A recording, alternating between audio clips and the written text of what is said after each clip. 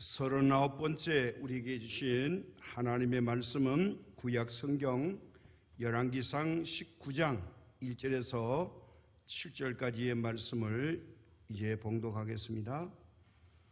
아합이 엘리야가 행한 모든 일과 그가 어떻게 모든 선지자를 칼로 죽였는지를 이스벨에게 말하니 이스벨이 사신을 엘리야에게 보내 이르되 내가 내일 이맘때에는 반드시 내 생명을 저 사람들 중 한 사람의 생명과 같게 하리라.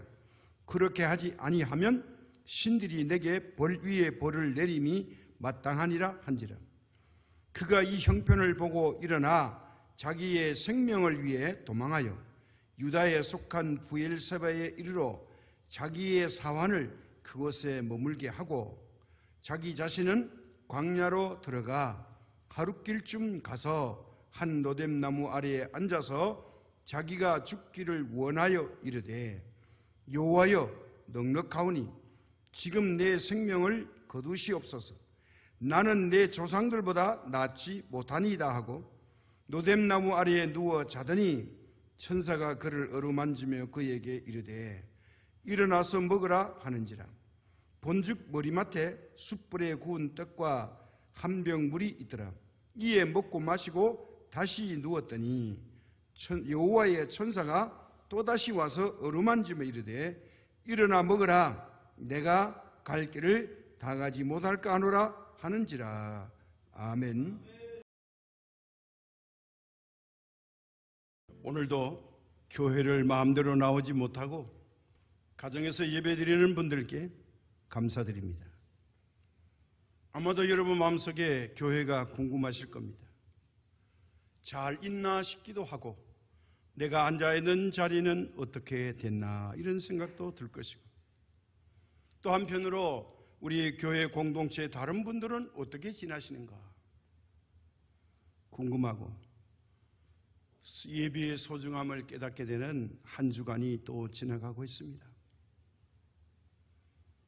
원하기는 다음 주일에 우리 모두 기쁜 마음으로 이곳에서 예배 드릴 수 있기를 축원합니다. 추석 명절이 지나고 우리가 10월 4일 주일에는 꼭 얼굴들을 뵙고 감격에 찬 예배를 드릴 수 있기를 우리 모두 함께 기도합시다. 이 정부에서 하는 일이 좀 못마땅한 게 참 많아요. 근데 정부에서 하는 게 아니라 저는 마귀가 이런 짓을 한다고 생각합니다. 우리 교회 같은 경우에는 우리 필수 요원 20명 외에 50명이 예배를 드릴 수 있는 이야기를 어제 9시 뉴스에 발표를 합니다. 이건 뭐냐? 예배 드리지 말라는 거예요. 이렇게 결정했으면 주중에 해야죠.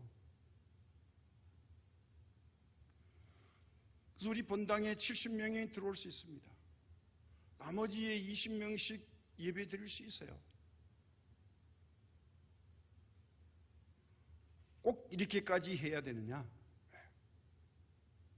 이거 골탕 먹이기 작전이지만 우리가 약해질 필요가 없습니다. 우리의 상대는 혈과 육이 아니라 하늘에 대한 악한 영들의 대함입니다. 장난을 아무리 쳐도 우리는 반드시 하나님의 능력으로 승리할 줄로 믿습니다. 사람에게 있어서 마음속의 생각이 얼마나 중요한가를 우리가 깨닫게 되는 시간들입니다. 그 사람이 무슨 생각을 하고 있는가? 여기에 따라서 삶의 결과가 완전히 달라지기 때문입니다. 오늘 본문에 나오는 엘리야는 사실 대단한 선지자입니다. 때로는 이제 낙심한 경우를 만나면 이 엘리야도 우리와 똑같은 인간의 약한 모습을 그대로 잘 보여주는 구절이 바로 오늘 열왕기상 19장입니다. 그가 18장에 보면은 갈멜산에 올라가서 바알 선지자 450명, 아세라 선지자 400명, 도합 850명을 불러놓고 대결을 합니다. 누가 참신인가 판가름하자. 숫자적으로 하면 엄의 기죽어인데 엘리야는 담대했습니다. 850명 그거 아무것도 아니다. 그는 하나님의 하늘의 불을 내려서 제단을 불태우는 기적으로 아방의 여름 궁전이 있는 이스라엘 평지로 850명 이방 선지자를 데려가서 모두 처단해버리는 대단한 선지자였습니다. 자, 이렇게 사건이 전개되자 이 사건을 실제로 지켜본 북쪽 이스라엘 왕 아합이 성경에 나오는 3대 악녀 중에 하나, 바로 이세벨에게 왕후죠. 자기 부인 왕후에게 이 모든 사실을 이야기합니다. 오늘 엘리야가 하늘에서 불을 내려가지고 재물을 다 불태워서 그 850명이 꼼짝없이 그들이 섬기는 신이 죽은 신이라서 죽었다고 이렇게 이세벨에게 알려줬습니다. 이 말을 들은 이세벨은 격분했습니다.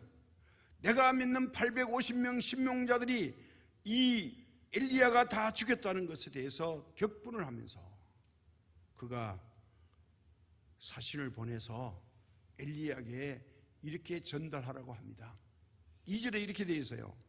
이세벨이 사신을 엘리야에게 보내어 이르되 내가 내일 이맘때에는 반드시 내 생명을 저 사람들 중 한 사람의 생명 같게 하리라. 그렇게 하지 아니하면 신들이 내게 벌 위에 벌을 내림이 마땅하니라 한지라. 요 신들이 내게 벌 위에 벌을 내린다는 건요, 이스라엘 히브리인들이 즐겨 쓰는 말이에요.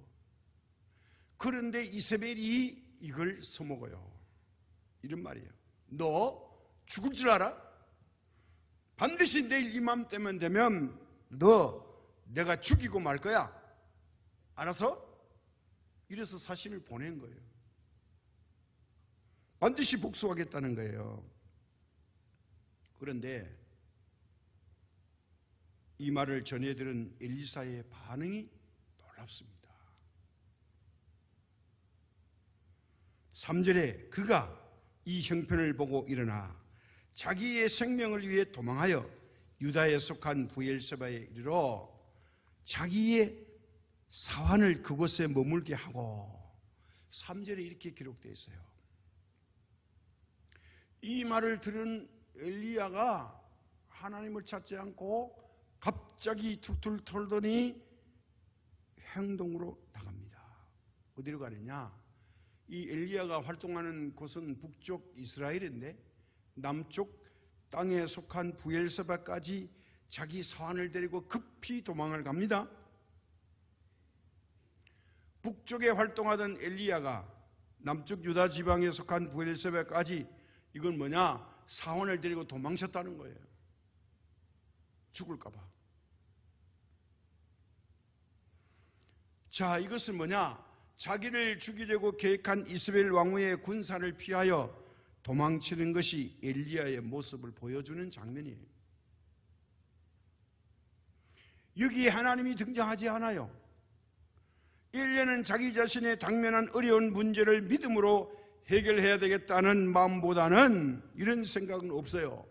현실의 이세벨의 말에 자기의 현실이 비참하고 위험하고 괴롭게 느껴져서 현실을 피하고 싶은 이 소극적이고 담대하지 못한 태도를 여기에서 보여주고 있습니다. 이런 행동은요, 이제까지 엘리야의 삶에 있어서 한 번도 없던 일이 있습니다. 이런 행동을 한 적이 없어요. 이런 행동은 그동안 자기가 행동했던 위대한 모습과는 완전 반대되는 행동입니다. 하나님을 찾아야 되는데 하나님을 찾는 게 아니라 36개의 출행량을 쳐버립니다. 왜요? 성경이 분명히 말했어요. 자기 생명을 위하여. 자, 여기에서 우리가 오늘 엘리야는 어떤 사람이었는지를 생각해 봐야 되겠습니다. 그는 성경에 나타나는 많은 인물 중에서도 가장 기적을 많이 베푼 인물이라고 할 수 있습니다. 놀라운 기적들이 일어났습니다. 선지자 중에 대표적인 인물입니다. 그가 행한 위대한 일들은 몇 가지만 보더라도 이제 죽은 사람을 살리기도 하고 갈멜산에서 바알과 아세라 신을 섬기는 이방 선지자 850대 1로 싸워 승리한 선지자였습니다. 가물어 메마른 땅에 사르밧 지방에 가서 과부에게 명령하여 밀가루와 기름병이 마르지 아니하는 기적을 행했던 사람입니다. 그가 기도함으로 3년 6개월 동안 비가 내리지 않았습니다. 다시 기도함으로 억수같이 하늘 문이 열려서 비가 내렸습니다. 엄청난 능력을 행했던 사람이었습니다. 그런데 이렇게 위대했던 엘리야도 오늘 본문의 말씀을 보면 아주 가장 초라한 모습으로 그려져 있습니다. 왜? 하나님의 능력을 만끽했던 능력의 선지자가 이렇게 초라하게 되었을까요? 850대 1 싸움에서도 승리한 엘리야가 한 여인의 칼이 두려워서 죽음을 위협으로부터 도망쳐버리는 데는 분명한 이유가 있습니다. 무엇일까요? 오늘 현실을 살아가는 저와 여러분에게도 이 시대의 특징이 뭔지 아세요? 도피주의입니다. 사람이 자기 능력의 한계에 달았을 때는 택하는 마지막 수단이 뭐냐? 도피입니다. 그래서 심하면 어떻게 하느냐? 내가 죽으면 끝이지 뭐? 자살을 결심합니다. 이거 현실을 도피하기 위한 최후의 수단입니다. 그런데 현대인들은요, 누구나 조금만 어렵고 힘든 문제를 만나면 자꾸 현실을 피해가려고 하는 습성이 있습니다. 본문의 이 엘리야도 마찬가지 모습을 보여줍니다. 유다 땅 부엘세바까지 가서 거기서 또 뭐하느냐? 구차한 생명을 보존받기 위해서 자기의 사환을 거기 두고 하룻길을 걸어서 도망칩니다. 어디 가느냐?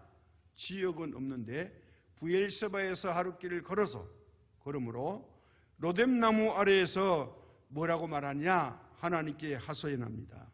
이제 하나님 찾아요. 자기가 죽기를 원하여 이르되 여호와여 넉넉하오니 지금 내 생명을 거두시옵소서. 이렇게 기도하고 있어요. 이제까지 위대하다고 인정했던 엘리야의 모습을 지켜보았던 사람들의 눈으로 볼 때는 너무나 실망스러운 모습이에요. 아니 이럴 수가 있나? 그를 평소에 존경했던 사람들이 볼 때는 이런 행동은 너무나 엘리야답지 않는 모습입니다. 이쯤에서 우리도요, 과거에는 모든 것을 잘 대처했음에도 불구하고 현실의 어려운 문제에 부닥치면 어떻게 할까요? 쉽게 좌절하고 현실을 도피하려는 것은 우리 주위에서도 볼 수가 있고, 아니 더 나아가서 내 자신이 여기에 포함될 수도 있어요.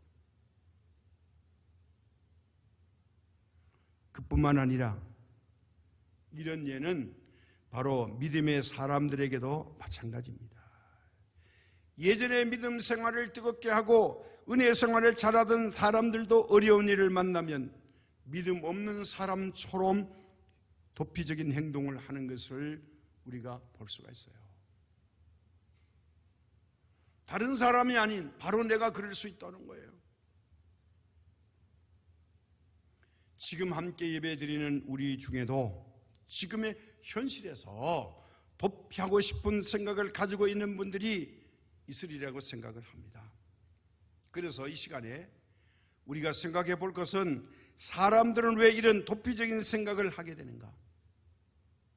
현실에 대해서 직면한 것을 믿음으로 승리하려고 하는 게 아니라 왜 도피하려고 하느냐?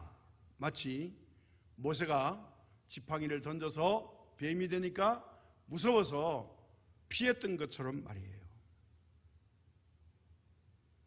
뱀이 되기 전에는 자기 손에 있는 지팡이인데 이게 뱀이 되니까 현실이 두려워서 이건 내 지팡이야 이렇게 무시하지 않고 뱀을 보고 피했던 것처럼 말이에요.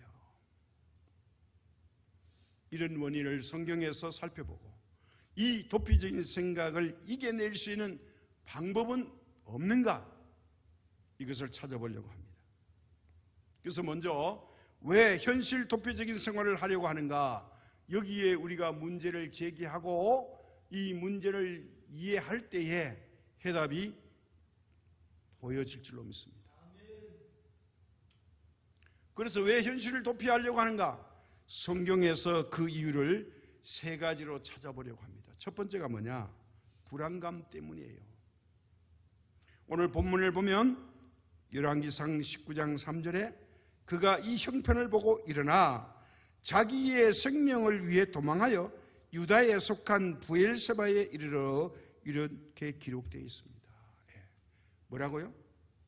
형편을 보고 자기의 생명을 위하여. 아니 우리가 죽게 됐는데 내가 죽을란다 그럴 사람은 없죠. 우리가 형편 보고 다 방법을 찾고 연구합니다.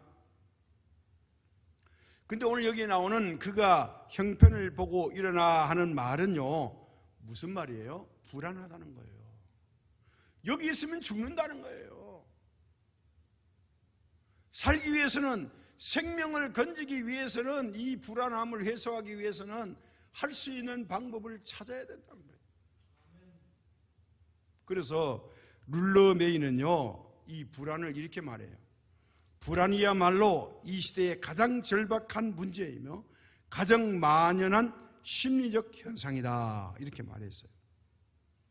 사실 이 불안한 마음이요, 우리 인간에게 얼마나 큰 고통을 주는 것인지 알 수 있습니다.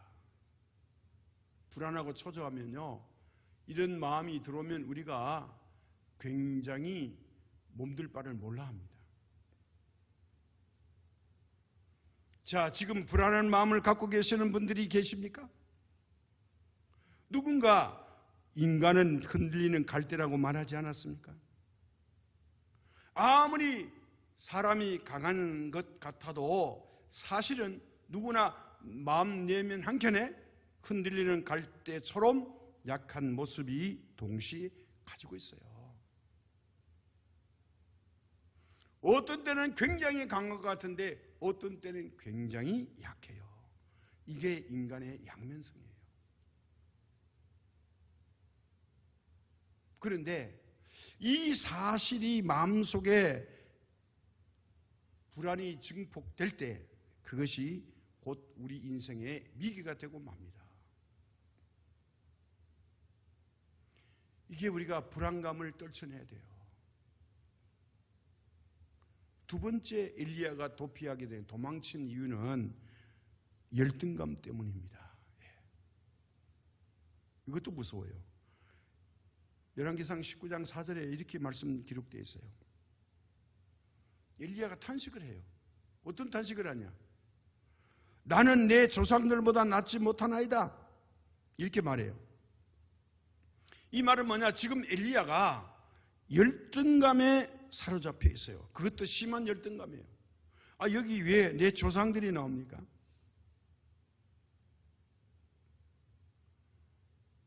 조상을 덜먹일 필요가 없어요.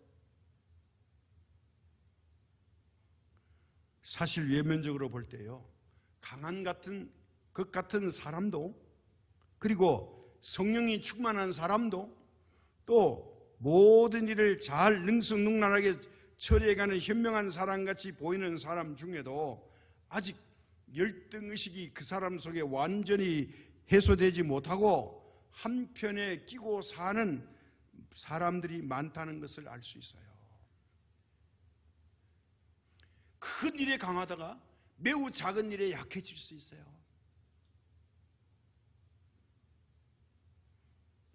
요새 제 자신을 생각해 보면요, 참 어떤 데는 어처구니가 없을 때가 있어요. 작은 일에 자꾸 눈물이 나요. 왜 그렇게 됐냐? 약해졌냐? 그게 아니고요. 매우 작은 일도 하나님께 감사한 거예요. 감사로 느껴지니까 자꾸 눈물이 나요. 그래서 이게 나이가 먹어서 그런 게 아니라 하나님 은혜다. 이 은혜를 내가 이제까지 몰랐다. 왜? 강하다고 생각했으니까. 약한 나에게 다가오시는 그 하나님의 은혜를 생각할 때 나도 모르게 자꾸 눈물이 나는 거예요. 왜? 감사하기 때문에. 불만이 있고 불평이 있으면 말이 강해지겠죠. 할 말이 없어요. 모든 게 하나님의 은혜예요. 야고보서 5장 17절에 이 엘리야에 대해서 한 말씀이 있어요. 엘리야는 우리와 성정이 같은 사람이로되, 이렇게 되어 있어요. 엘리야는 우리와 한문으로 하면요, 우리 인품과 감정이 똑같은 사람이라는 거예요. 다시 말해서 이 그리스 헬라어로요, 이 성경이란 말은 호모이 오피데스 이런 말이에요. 그게 뭐냐? 우리말로 번역하면요, 이 말의 뜻은 신의 성품이 아닌 인간의 성품을 의미하는 거예요. 다시 말하면 호모이 피데스는 사람, 보통 사람과 똑같은 의미예요. 쉽게 말씀드려서 엘리야도 우리와 똑같은 사람이란 말이에요.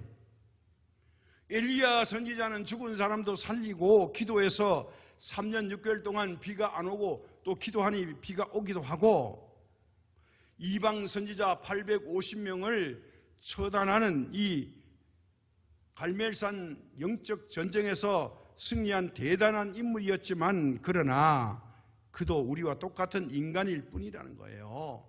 그가 다만 은혜를 받았을 때는 큰 일을 했지만 그도 연약해졌을 때는 감당할 수 없는 열등의식이 마음속에 들어오고 말았어요. 왜요? 비교하는 거예요. 우리 조상들보다, 내 주변의 사람보다 내가 나은 게 하나도 없다 이거. 난 뭐야 이거. 이런 거예요. 그 엘리야가 왜 이런 열등의식을 가졌을까요? 두 가지 이유가 있다고 봅니다. 하나는 자신의 무능력을 보았기 때문에. 방금 전까지는 대단한 능력이 일어났어요. 사람으로서 감당할 수 없는 능력이 그의 몸을 통해서 일어났어요. 그래서 엘리야는요, 하나님에 대한 믿음이 없으려 하는 악한 아방과 그의 아내 이세벨에 맞서서 이스라엘에 하나님께 대한 믿음을 다시 세우겠다는 꿈과 야망이 있었습니다. 그러나 그것이 그의 뜻대로 되지 않자 자신의 무능력을 느끼게 됐어요. 나 이거 별거 아니다 이거. 내가 생명이 위협받게 됐네. 그만 이런 열등의식에 사로잡히고 말았어요. 왜? 두 번째가 뭔지 아세요? 다른 사람과 자신을 비교한 데서 생기게 됐어요. 나처럼 하나님이라도 쫓기는 사람 없잖아. 근데 난 뭐야? 하나님 내 조상보다 난 못해요. 이게 무슨 꼴이에요? 이런 거예요. 나 나름대로 하나님께 해드린다고 했고 충성하고 헌신했는데, 많은 뇌물도 정성으로 바쳤는데 지금 내 꼴이 이게 뭐람? 다른 사람과 비교해버린 겁니다. 오늘 우리 모두도 현실의 문제가 잘 되지 않을 때 자신의 무능력을 느끼게 됩니다. 무능력을 느끼게 되는 순간에 원하지 않는 선물이 와요. 뭐가 옵니까? 열등의식에 빠지게 됩니다. 다른 사람보다 내가 좀 똑똑하다고 생각했는데, 머리가 잘 돌아간다고 생각했는데, 한 발 빠르다고 생각했는데, 일을 잘 처리한다고 했는데, 세밀하게 보는 뭔 통찰력이 있는 것 같았는데 이 모양 저 모양으로 지혜로 사는 것 같은데 아니 여기 와서는 이게 뭐람? 이게 어디서 오느냐? 열등감이요. 자꾸 다른 사람들과 자신을 비교하다 보니까 열등감에 사로잡히는 거예요. 그 사람의 어려움은 안 보이고 그 사람의 장점만 보게 되는 거예요. 그래서 우리 믿음의 사람은요, 다른 사람과 비교하는 것이 좋은 것이 아니에요. 하지 말아야 됩니다. 우리는 어려운 일이 있을 때마다 하나님을 바라봐야 됩니다. 다른 사람은 다른 사람이고 나는 나예요. 다 사람은요, 자기 나름대로 저마다 매력 있고 각자의 길을 가고 있을 뿐이에요. 영어로 말하면 my way입니다. 나의 길을 내가 가는 거지 다른 사람이 갈 수가 없어요. 그래서 열등의식에 빠지게 되는 거예요. 나의 길은 내가 하는 거예요. 나의 사명은 내가 감당하는 거예요. 저 사람은 안 한데만 나는 하냐? 그럴 필요 없어요. 교회마다요, 우리 교회도 보이지 않는 손길이 있어요. 일반 사람들은 잘 모르지만 하나님만이 아는 손길로 헌신하고 충성하고 봉사하는 분들이 많이 있어요. 그러니까 우리 교회가 여기까지 온 것입니다. 사람들이 몰라준다면 갑자기 이렇게 봉사하다가 열등감에 빠지게 됩니다. 다른 사람들은 안 하는데 나 혼자 왜 이래? 이거 조심해야 됩니다. 이건 사명을 잊어버렸다는 거예요. 마지막에 이 사명에 대해서 잠깐 언급하겠습니다.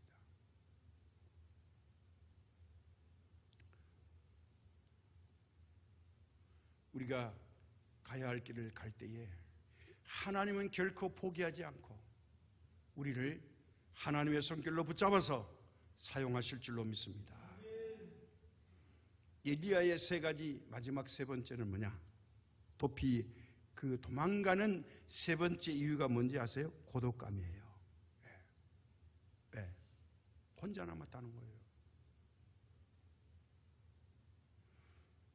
열왕기상 19장 14절에 보면 엘리야가 하나님께 이렇게 고백해요. 그가 대답하되 내가 만군의 하나님 여호와께 열심히 유배하오니 이는 이스라엘 자손이 주의 언약을 버리고 주의 제단을 헐며 칼로 주의 선지자들을 죽였음이오며 그 다음 말이 나와요. 오직 나만 남았거늘 그들이 내 생명을 찾아 빼앗으려 하나이다. 뭐라고 고백해요? 하나님, 오직 나 혼자만 남았어요.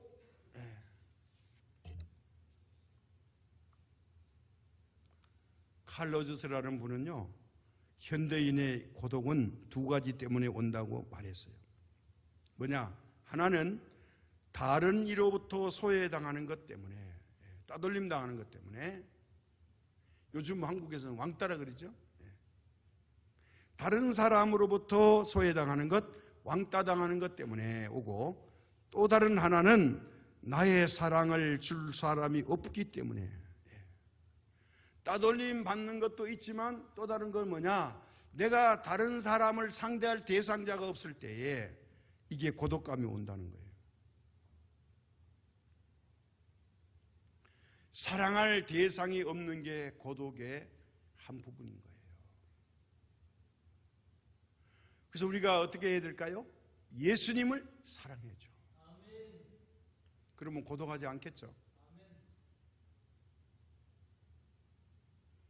엘리야는 이제 그 사이로부터 철저하게 소외당했습니다. 도망치는데 도와주는 사람이 없어요. 함께할 사람도 없어요. 자기의 몸종도 다 버렸어요. 자신의 힘든 사역에 대해서 털어놓을 수 있는 대상이 없다는 거예요. 결국 그는 사람으로부터 외롭고 고독했어요. 하나님으로부터 아니에요. 사람으로부터 고독하고 외로웠다는 거예요. 열왕기상 18장 21절에 엘리야가 이스라엘 백성들에게 한 말이 있어요. 뭐라고 말했는가 보세요. 엘리야가 모든 백성에게 가까이 나가 이르되 너희가 어느 때까지 둘 사이에서 머뭇머뭇하려느냐. 여호와가 만일 하나님이면 그를 따르고 바알이 만일 하나님이면 그를 따를지니라 하니 백성이 한마디도 대답하지 아니하는지라. 엘리야가 이스라엘 백성들에게 말했을 때에 이스라엘 백성들이 어떻게 했느냐. 놀라운 일이 일어났어요. 백성이 한마디도 대답하지 아니하는지라 이렇게 됐어요. 엘리야의 말에 한 사람도 호응해 주지 않았어요. 그러니까 결국은 뭐냐, 엘리야는 외톨이 혼자 됐다는 외로움에 실망을 하고 만 것입니다. 사람은요, 고독하면 병이 생기게 되어 있습니다.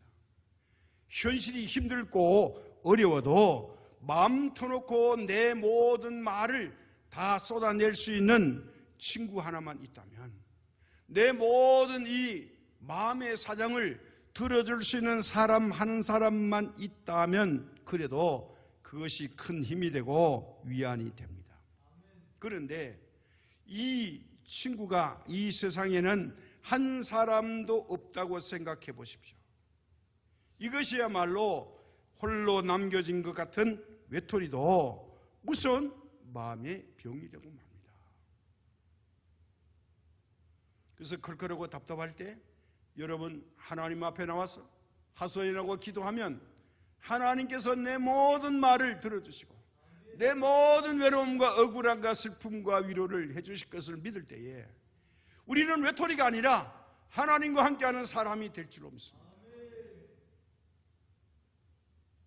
결국 오늘 세 가지 말씀 중에서 첫째 불안감, 둘째 열등감, 세 번째 고독감은 엘리야에게 아무도 없는 광야로 도망가도록 만들어버렸어요. 세 가지 조건이. 그래서 열왕기상 19장 오늘 본문 5절에 노뎀나무 아래 누워 자더니 이렇게 말했어요. 자, 이건 뭐냐, 이제 하루길 좀 더 가서 엘리야가 포기한 거예요. 자포자기한 겁니다. 이제 뭐 죽는 일밖에 없다. 죽기 전에 피곤하니까 잠이나 자자. 이렇게 노뎀나무 아래서 그가 자포자기한 형태를 보여주고 있습니다. 우리말로 하면 그래요. 될 대로 되라. 개세라 세라다 뭐 이런 거예요. 불안감, 열등감, 고독감은 사람으로 하여금 도피주의와 자포자기의 삶을 살게 만듭니다. 이 세 가지가 우리의 삶에 찾아와서 우리를 어떻게 하느냐, 우리 자신의 삶을 무너뜨립니다. 자, 이렇게 되면 하나님 보기가 힘들다는 거예요. 왜? 내가 결정하는 주인이 되어버렸어요. 자, 여기에서 우리는 이 불안감과 열등감과 고독감을 해결할 수 있는 방법이 없을까요? 있다면 무엇일까요? 이제까지 살펴본 이 세 가지의 문제를 동시에 해결하고 이길 수 있는 방법이 있습니다. 바로 믿음입니다. 어려운 일이 있을 때 조용히 주님 앞에 나와 무릎을 꿇고 진지하게 기도해 보셨습니까? 문제를 놓고 하나님 앞에 고백해 보셨습니까? 아니, 하나님과 상의해 보셨습니까? 내가 끌어안고 이걸 해결해 보려고 하니까 불안감, 열등감, 고독감이 찾아오는 거예요. 해결책이 없는 거예요. 거기는 누구나 어려운 현실 앞에서는 우리는 불안할 수밖에 없어요. 이렇게 생각하는 거예요, 처음에. 하지만 이 불안을 이길 수 있는 유일한 방법은 믿음입니다. 왜? 하나님을 믿지 못하기 때문에 우리가 불안한 거예요. 하나님을 믿으면 불안할 게 없어요. 나쁜 걸 우리가 뭘로 받자고 했어요? 선물로, 감사로 받자. 감사로 받으면 감사할 것으로 변할 줄로 믿습니다. 믿음이 없는 한 우리 인생은요, 언제나 불안할 수밖에 없어요. 이렇게 근심, 걱정, 염려에 빠진 사람에게 예수님은 확실하고 분명하게 이런 복음을 전해 주십니다. 마태복음 6장 25절에 이렇게 말씀하세요. 그러므로 내가 너희에게 이르노니 목숨을 위하여 무엇을 먹을까, 무엇을 마실까, 몸을 위하여 무엇을 입을까 염려하지 마라. 목숨이 음식보다 중하지 아니하며 몸이 이복보다 중하지 아니하냐? 무슨 말이에요? 무엇을 먹을까? 무엇을 입을까? 무엇을 마실까? 염려하지 마라. 이 모든 것은 믿음이 없는 사람이 구하는 것이다. 그러면 이거 따라가지 말고 내가 제발 부탁하노니 너희들은 이렇게 하라. 그게 마태복음 6장 31절에서 35절이에요. 보세요. 그러므로 염려하여 이르기를 무엇을 먹을까, 무엇을 마실까, 무엇을 입을까 하지 말라. 이는 다 이방인들이 구하는 것이라. 너희 하늘 아버지께서 이 모든 것이 너희에게 있어야 할 줄을 아시느니라. 그런즉 너희는 먼저 그의 나라와 그의 의를 구하라. 그리하면 이 모든 것을 너희에게 더하시리라. 주시는 게 아니에요. 플러스 더하신대요. 더한다는 것은 모자라지 않는다는 거예요. 예수님의 말씀의 포인트가 뭐예요? 걱정한다고 되는 거 아니야. 그 이방 사람 하는 거고. 너는 혼자가 아니야. 나를 만드시고 이 땅에 보내신 좋으신 아버지 하나님이 나를 지켜주시고 이제까지 우리가 언제 몇 살까지 살았든지 그 삶의 자리까지 지켜주시고, 그리고 현재는 뭐냐? 지켜보시고 지켜주셨다는 거예요. 지금도 보고 계시다는 거예요. 혼자 아니야. 너는 못 볼 뿐이지 내가 보고 있어. 내가 도와줄 준비가 다 끝났다고. 그러니까 내게 부탁만 해. 내가 도와줄게. 이거예요. 19세기의 유명한 설교가 스펄전 목사는요, 이렇게 고백해요. 그리스도를 명상할 때가 모든 슬픔이 소멸되는도다. 이렇게 했었어요. 예수님만 명상만 해도 내 안에 있는 슬픔이 다 소멸되어 버렸대요. 하나님만이 우리 인생의 문제를 해결해 주시고 새로운 인생을 살도록 축복하십니다. 그래서 어떻게 축복했냐?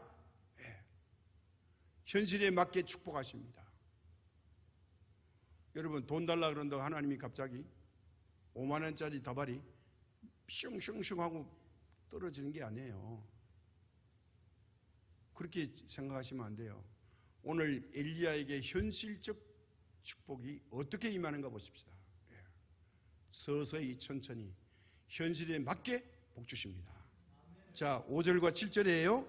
노뎀나무 아래에 누워 자더니 천사가 그를 어루만지며 그에게 이르되 일어나서 먹으라 하는지라. 본즉 머리맡에 숯불에 구운 떡과 한 병 물이 있더라. 이에 먹고 마시고 다시 누웠더니 자서요 피곤해서 또 천사를 보냅니다. 여호와의 천사가 또다시 와서 어루만지며 이르되 일어나 먹으라. 내가 갈 길을 다 가지 못할까 하노라 하는지라. 엘리야가 지금 지쳐 있고요, 어떤 상태인지 하나님이 더 잘 알고 계셔요. 근데 나는 외톨이가 아무도 몰라? 몰라 나밖에 몰라 그러지 마세요. 하나님이 알고 계셔요. 하나님이 노뎀나무 아래 포기하고 잠들어 있는 엘리야에게 하나님이 천사를 보냈어요. 이 떡이 아니고 빵과 물 한 병을 엘리야의 머리맡에다가 천사가 갖다 놨어요. 그리 시내가에 숨었을 때는 까마귀를 보냈어요. 근데 로뎀나무 아래에서는 천사를 보냈어요. 자, 그리 시내가에는 천사가 필요 없이 까마귀로 운송했던 하나님, 그 현실에 맞게 하시는 거예요. 여러분이 오늘 우리가 어떤 환경에 처해든지 하나님은 현실에 맞게 우리에게 복 주실 줄로 믿습니다. 엉뚱하게 생각하지 마세요. 현실에 맞게 주신다. 자, 그렇게 해서 잠들었어요. 다시 천사가 와요. 깨우면서 말해요. 자, 일어나서 먹고 마셔라. 내가 갈 길을 가지 못할까 하노라. 왜? 지치면 안 된다는 거예요. 육체의 영양분, 이게 에너지가 있어야 간다는 거예요. 며칠 가야 되느냐? 40일 가야 되는데 음식을 2번 먹고 하나님이 가자는 거예요.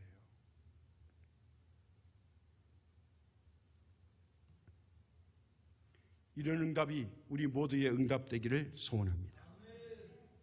잠든 엘리야에게 빵과 물을 공급하신 하나님의 은혜를 우리도 받으시기를 바랍니다. 내가 지쳐있을 때, 힘들어할 때 새 힘을 공급해 주실 분은 오직 하나님 한 분뿐입니다. 지금이 하나님 앞으로 나아갈 수 있는 절호의 찬스, 기회입니다. 포기하고 싶을 때 포기하지 마라. 내가 너를 도와줄게. 마지막 말씀입니다. 저와 여러분은 아직 사명이 남았습니다. 그래서 생존해 있는 겁니다. 아까 말씀 읽었지 않았지만 8절에 하나님이 사명을 주시면서 이렇게 말씀합니다. 이제 일어나 먹고 마시고 그 음식물의 힘을 의지하여 40주 40야를 가서 하나님의 산 호렙에 이르니라. 할렐루야. 2번 음식 먹고 밤낮 40일을 달려갑니다. 어디까지요? 하나님의 산, 신의 산, 호렙산이에요. 거기서 하나님을 만납니다. 사랑하고 존경하고 아끼는 여러분, 우리 모두도 엘리야는 하나님의 산 호렙산에 이르렀다면 저와 여러분 우리 모두는 천국까지 함께 갑시다. 이게 오늘의 호렙산이요, 신의 산이요, 언약의 산이요, 하나님의 산인 줄로 믿습니다. 에덴 동산 천국에서 우리 하나님을 배웠고 불안도 갈등도 고독도 없는 완전한 평화가 있는 천국에 입성하는 우리 모두가 되시기를 주님의 이름으로 축복합니다. 참 좋으신 하나님, 지쳐있고 실망한 엘리야에게 하나님이 그와 함께해 주시고 결국은 사명을 감당하는 길로 인도하시는 것을 생각하게 하시니 감사합니다. 때로는 우리가 엘리야와 같이 불안하고 열등감이 있고 고독할 때에도 하나님을 바라보고 의지할 때에 하나님께서 하늘문을 열어주시고 우리의 기도와 우리의 마음에 오셔서 위로자가 되어주시고 함께 동행하여 주셔서 인도하여 주시옵기를 비옵고 원합니다. 이 시대를 바라보면 암울합니다. 걱정이 태산 같습니다. 이럴 때일수록 우리가 찾고 믿음으로 하나님 앞에 나가야 할 기회인 줄로 믿습니다. 도와주시옵고 함께하여 주셔서 다음 주일에는 우리 모두가 기쁘고 즐거운 마음으로 이 전에서 하나님께 찬양하며 경배하며 예배드리며 은혜 받기를 원합니다. 이 귀한 복을 분명하게 우리에게 허락하여 주옵소서. 모든 말씀 우리 주 예수님의 이름으로 기도드립니다. 아멘.